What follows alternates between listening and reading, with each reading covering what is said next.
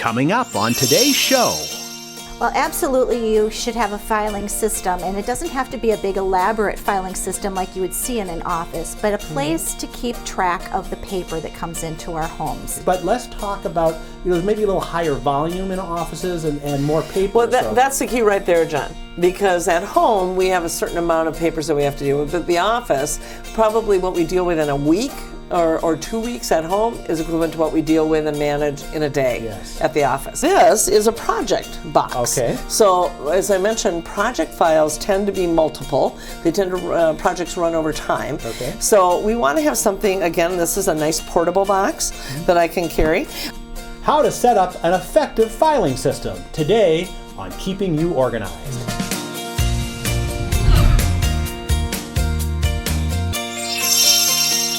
Hello and welcome to Keeping You Organized. Today we are going to show you how to set up an effective filing system, whether you're at home or in the office. And joining us is Kathy Franzen from ProjectPartnerServices.com is going to talk about the home. And then Louise Kurzika from Everything's Together is going to talk about the office. Yep. And we get a lot of people asking us, how do I start? Because, people get overwhelmed and how do I actually get going? And I know we're going to talk about all kinds of different strategies. Some of them kind of cross over between home and office. But Kathy, let's start with you first. Let's talk about a home filing system. And we might think, well, does that mean like a home office? Or can you have a home filing system if you don't have a home business or a home office? How does that all play together? Well, absolutely, you should have a filing system, and it doesn't have to be a big elaborate filing system like you would see in an office, but a place to keep track of the paper that comes into our homes. Okay. Certainly, we thought we would be a paperless society, and we are not. There are certain areas that are becoming a little more paperless, but every day of our lives, paper comes to us, whether it's a newspaper or school papers or the mail. So in order to set up a filing system with my clients is I learn a little bit about them, and some people are very creative and a typical filing system is not going to work for them. Okay. And so I've got some ideas for some more creative filing systems, but I also start with a basic filing system and see if that will work for a client, because a lot of times people that will work for them and it feels good to have their files put away in a drawer. Okay, so a basic filing system. What are the bare minimums that you need for a basic filing system?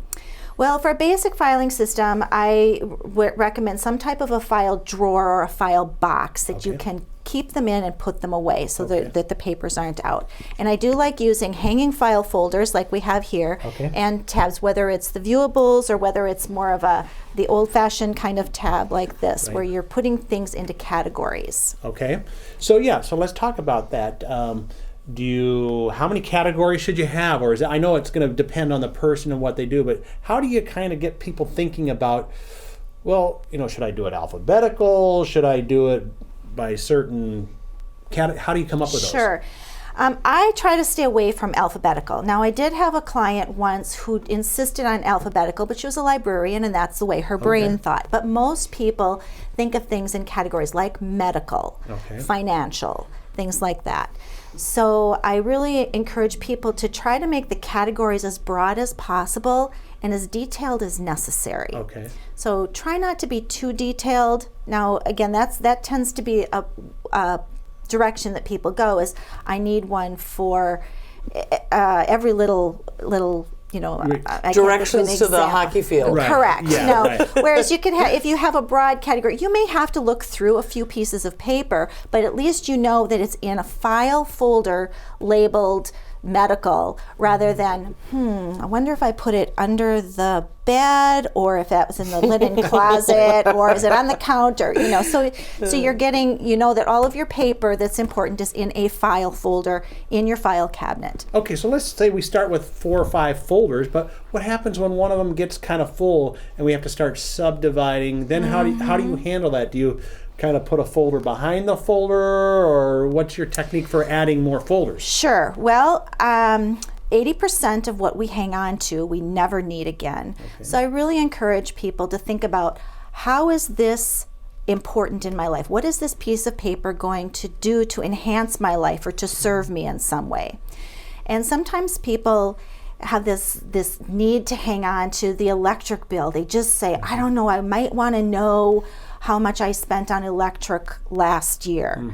Okay, think about, can I let go of that paper because I can call the electric company if I need that information. But if you do need that paper, go ahead and hang on to it, but try to develop a system for getting rid of paper on a regular basis so that you don't have too many. But certainly you might have a category that, maybe you have a category called kids, and you have 1 or 2 kids, and you put their papers in that file folder. Well, now you've got 3 kids, and that file folder isn't big enough, and then you're going to break it out into the names of each of your children. That's just a very simple example. Would you label that like kids dash Sarah, kids dash Jonathan, or how would you, or would you just have Sarah, Jonathan? I mean, or I would try to have it just say their first names. I try not to make it too elaborate. Let's be as simple and basic as possible. Now, there are certain people that really need to have more information, and that's absolutely fine too. Put the information on the label that helps you as an individual find what it is that you need. What about color? Some people like say, well, the medical, I want that to be blue, and finances, I want that to be green, because it's money. I mean, do you ever suggest using color to? I do. It depends on the client again. Some clients need to have colored folders. I had a client once, she said, don't even make a label for this folder. Just the fact that it's in a folder with a handwritten label on it that's as far as I'm going to take it. I am not going to go any further than that. That's fine then. We'll set something up because it's way better than it used to be. But a lot of times people, especially people that have creative minds, they like to have color to help them visually distinguish, yes, this green is for all of my financially related file folders. Blue might be for medical.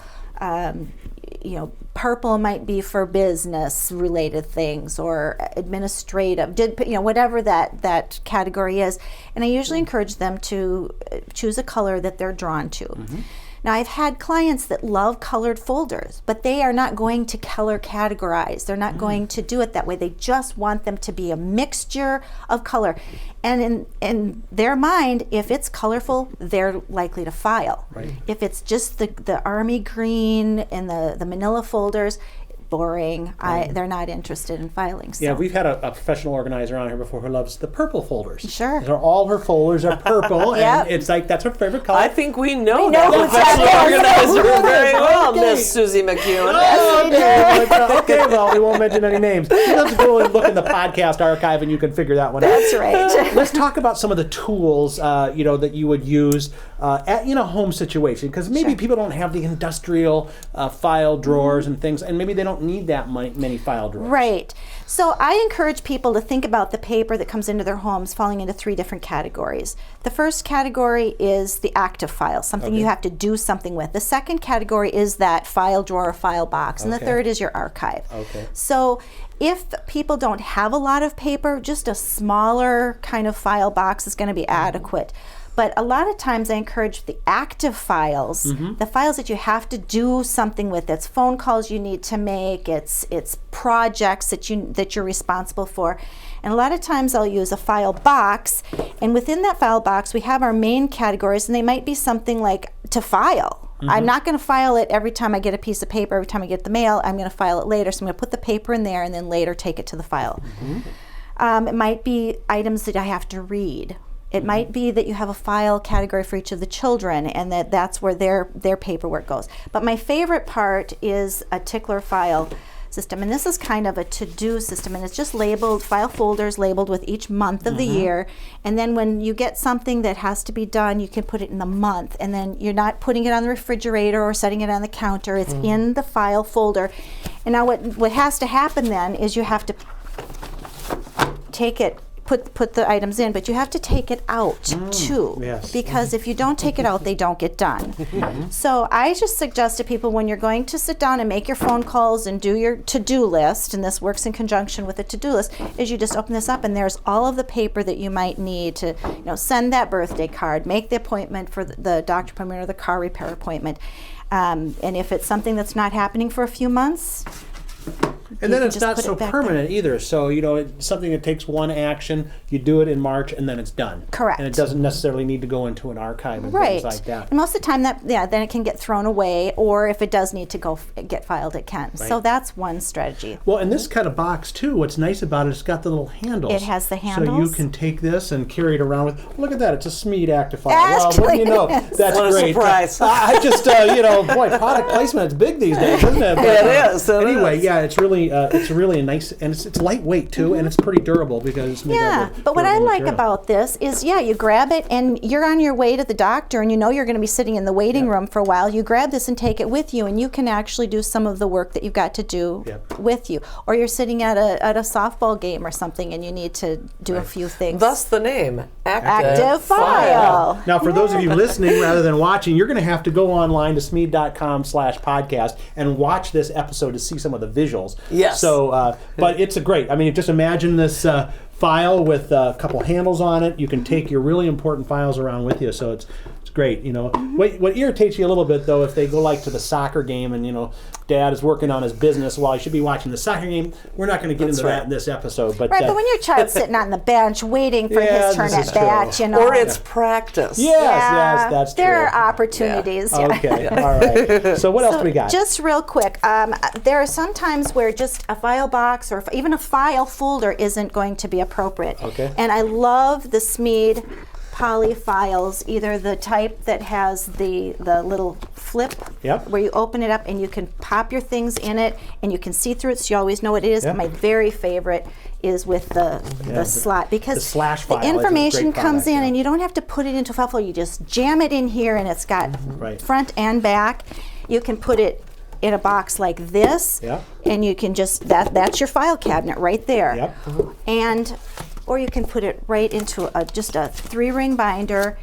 And sometimes you can get them with tabs. You can make your own tabs on them and you can put in different categories. I had a client that was gathering up brochures of fun things for her kids to do over the summer, and she would just get children's museum, theater, and we just jam them in there, and then she wouldn't have to worry any beyond that. And then when it was time to make a choice, just open it up, flip through.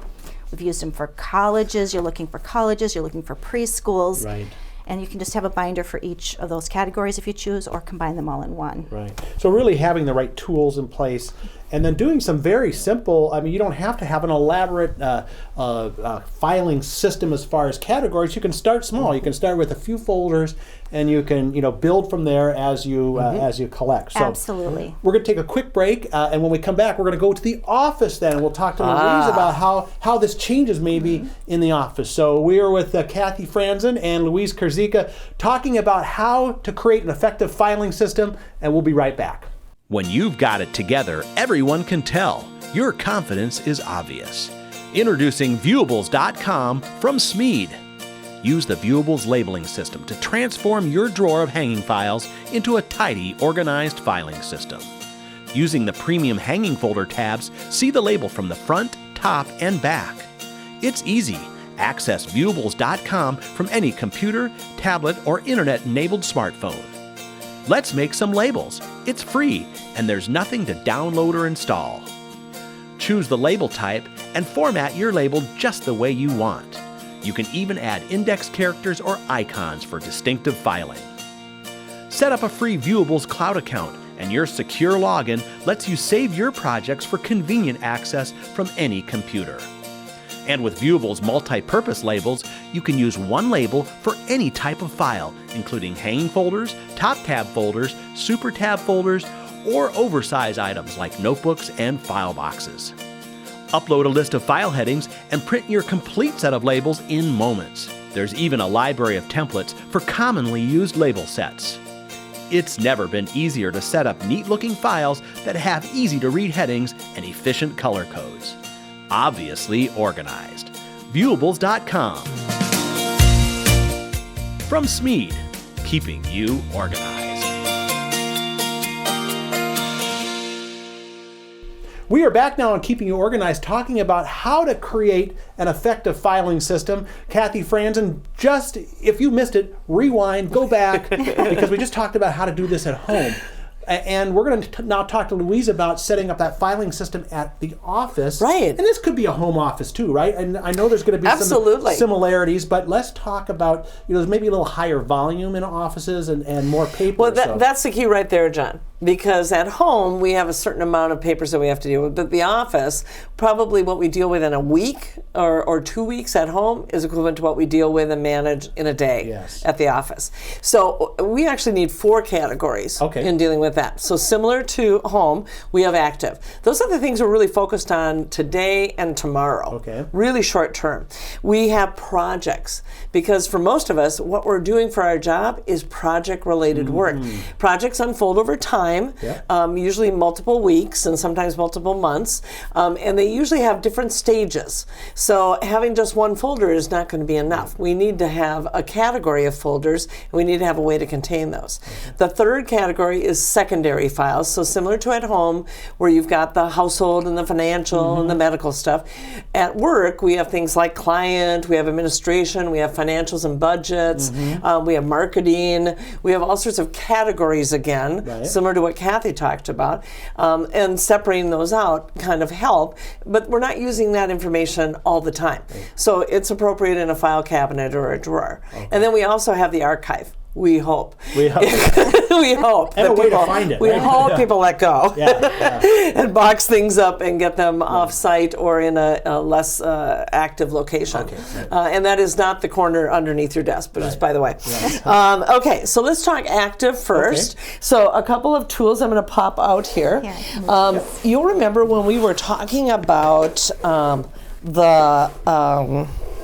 in the previous podcast, or our other podcast, we were talking about lists and schedules. Those are about the tasks. So that's the process part. This now is where does the stuff go? This is the tool part. So the tools that we talk about here marry up to the tasks we were talking about on those lists. So for active, we want it to be desktop. We want it within our reach. And again, this can be formatted also digitally. So you might mirror this within your inbox. So that if I have a to-do and a tickler and a to-pay and so on, action-oriented folders. And of course, you can name these how you want. If you and I had one client who, he said, I hate that word to-do. I'm just sick of that. He said, I want it to be red hot. That red hot, that's something for me. And then yellow can be the things that are tickler that might be coming a little bit later. So you set up this system on your desktop so that it's within reach, so that as you're doing work, you can pull that folder, see what I have to do. If it's on your list that says, pay those invoices today, boom, I go right to pay and I can pull it out. But if I'm only doing that, say, every Thursday, because I only can pay invoices once a week, as I gather invoices, if they come in the mail or if I get them digitally, I pop them into the to pay file until I'm ready to take the action. So we've got a holding place for those things that are active. Now this is a very simple system too. You're only talking like 5 or 6 different folders. And papers come in and out and in and out. Just like digitally, the papers or the emails or the documents will go in and out of those folders as well. So they're very quick. Now another way you could do it, similar to what Kathy talked about, this is a tickler type of format. And again, either of these tools are interchangeable. So this is a Stadium folder, which has more options. Well, we've set this up as a monthly tickler. So if there are recurring things that you need to do or within your work, I want to defer. It's an action thing, but I want to defer that to much later. I'm going to get that into whatever the appropriate month is. And then as Kathy indicated, at the tail end of the month that you're leaving, before we get to this month, we want to open it up and want to see what's in there. Make sure that we're moving it forward or getting it maybe into an active system. So you might even have both of these. This again doesn't necessarily have to be right in front of you, but pretty close in reach. Sometimes we put it on a credenza behind you if you've got that kind of space, or off to the side to the edge of the desk. So they're both handy. What's nice about this Stadium file too is that it's tiered. So I mean, you can, not only is it right there within arm's reach, but you can see all the different things. You don't have to oh, where's that other thing at? So it's that's really key, because these can get to be very thick files. And so if we have quite a number of them and they're all running front to back, we are going to miss what's in the back.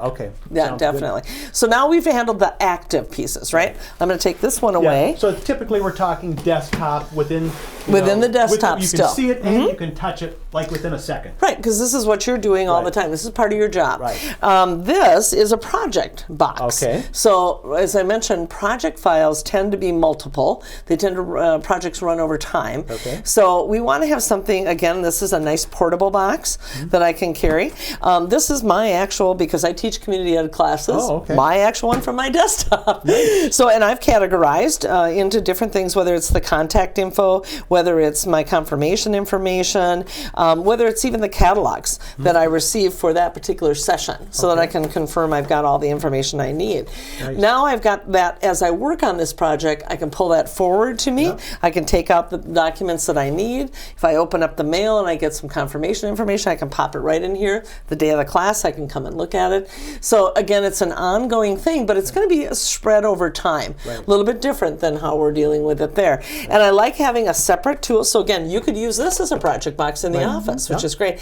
By the way, I like this one because it could go on that upper shelf. Yes. And will be able to be labeled here, and we can see exactly what it is, and I can pull down a particular project box. Plus, it can use hanging folders, which is a big difference. Right, and in here, you're right. This one we're really I'm using file guides to give me the good direction and division. But you're right. Then we've got an option for both types of folders. Too, also, what's nice is you can put this in a drawer.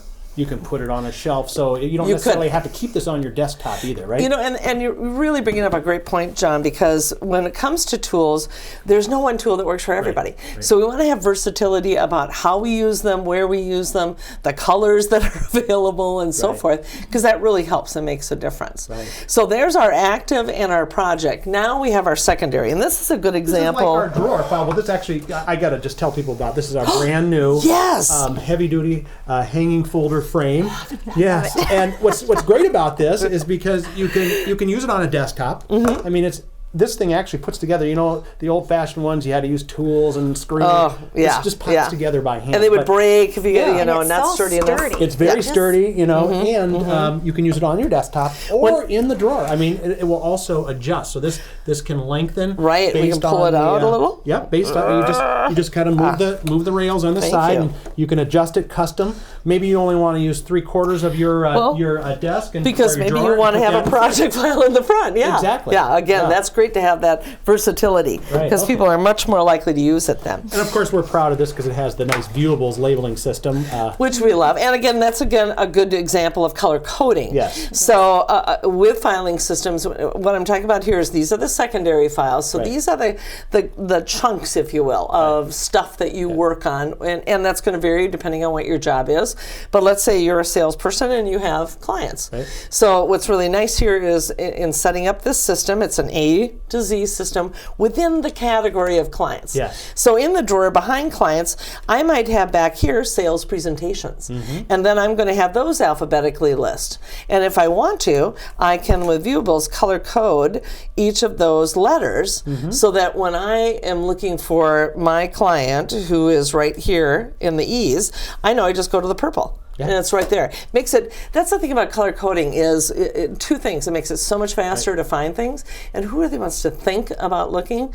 And the second thing is it's virtually impossible to misfile stuff. Because if I take this folder and I put it back here by mistake, that looks like it's out of place. It sure does. And while Kathy's colorful client would like the colors, it doesn't work so much for us if we're dealing with it that way. So we don't lose, and that's terrible if we lose that. So these kinds of categories are going to be in our filing drawers and our filing cabinets, and they are resource in nature. They are not daily, but this is the reference or the resource material that we may need, or it could be about the history of things we're doing. So what's important when you're setting up this filing system at work is that you make this distinction of these separations of these 4 different categories: the active, the project, the secondary, and the archive, and realize that they're located in different places and they are monitored in different places and they use different tools. Now let's talk quickly about archive. I mean, we're thinking boxes probably typically. Right. How do you have any techniques for indexing? So like say you're sitting at your desk and going, I wonder where that archive, I mean,